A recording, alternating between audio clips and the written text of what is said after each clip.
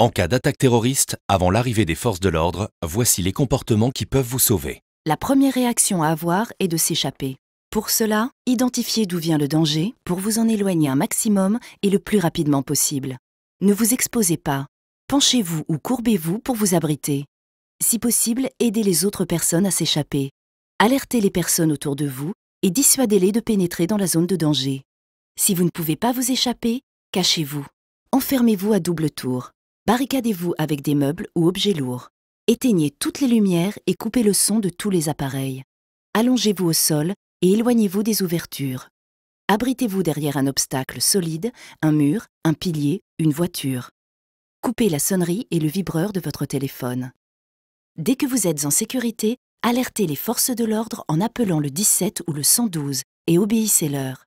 Au téléphone, ne paniquez pas, précisez le lieu exact de l'attaque, le nombre et la description des assaillants, le type d'arme utilisée, le nombre estimé de victimes. Ces renseignements peuvent sauver de nombreuses vies. Si possible, aidez les blessés.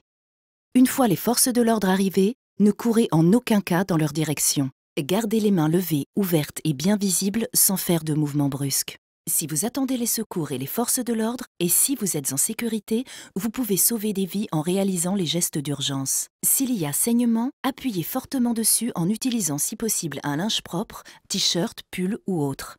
Maintenez la pression sur la blessure jusqu'à ce que les secours prennent le relais. Si vous n'êtes pas encore en sécurité ou si la blessure saigne toujours abondamment, effectuez un garrot. Pour cela, faites un nœud coulissant à la racine du membre concerné à l'aide d'une écharpe, cravate ou ceinture. Dans tous les cas, aidez la personne à s'installer dans la position dans laquelle elle se sent le mieux. Si la plaie est sur le thorax, mettez-la en position assise ou semi-assise. Pour une plaie au ventre, en position allongée. Si la personne est inconsciente ou perd connaissance, tournez-la sur le côté comme si elle dormait en chien de fusil en position latérale de sécurité. Faites en sorte qu'elle puisse respirer correctement. Face à la menace terroriste, restons toujours vigilants.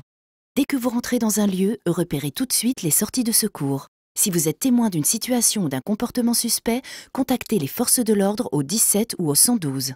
Ne diffusez aucune information sur leur intervention. Ne propagez pas de rumeurs ou d'informations non vérifiées sur Internet et les réseaux sociaux. Suivez les comptes Place Beauvau et Gouvernement FR sur les réseaux sociaux. Restons toujours vigilants.